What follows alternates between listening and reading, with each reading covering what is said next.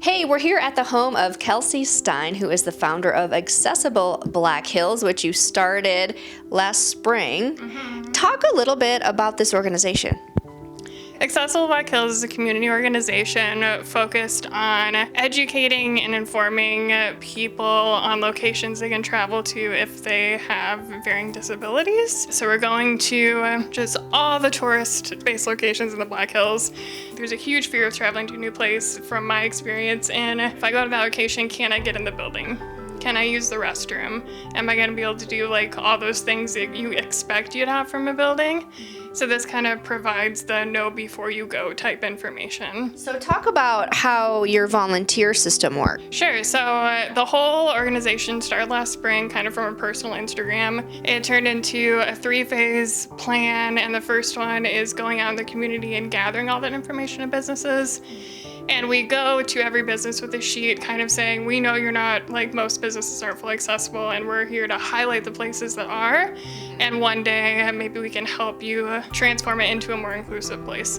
And so our volunteers, we have active volunteers that will go out with those checklists, go to these places, rate these locations, take photos of certain things, like what does that entryway look like? What does the just environment look like? What do the restrooms look like? Because a picture just says so much more to really be able to navigate. Yeah, get all the Rapid City areas rated, and then we'll go to other chambers and visitor centers to kind of work with them in the same way.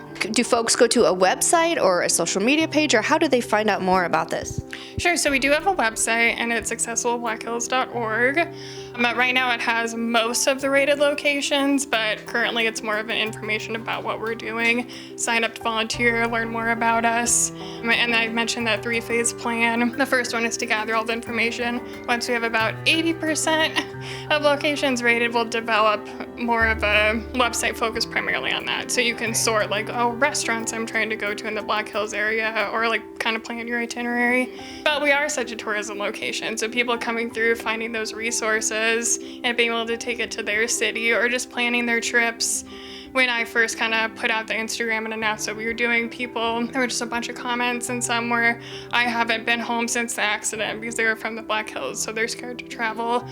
A huge amount of tourists through the area are like grandparents with their grandkids. They have the time off, and so maybe they want to know what is the least amount of stairs or different things. So it definitely is beneficial for tourism and just people exploring our beautiful area. Well, if you want to volunteer, accessiblebblackhills.org. Keep an eye on us because we have huge plans for the future for kind of not only showcasing these businesses and then one day developing those grants to help make them accessible, but creating more things in the community like webinars or a toolkit for each business. Yeah, I feel like a lot of businesses would want to be more accessible, but maybe they don't know how. Definitely, a lot of the feedback from our volunteers has been the minute they go in, people are like, if anything's not accessible, tell us. Like, people want to, and it's just an awareness. And even through this, my eyes have been opened. So in the very beginning, I kind of made the disclaimer of that. I'm like, this is my perspective from someone in like a scooter wheelchair. But there are just like a huge range of things that people need accommodations for. So even with the checklist that is now developed, it's much more comprehensive. I'm like, I never thought of that. Like, how can I make that change? And honestly, things like that start online. Like, is your website accessible? So yeah, awareness is key. Yeah, wow, lots of great ideas from that. All right, Kelsey, well, thank you so much for your time today. Yeah, thank you so much.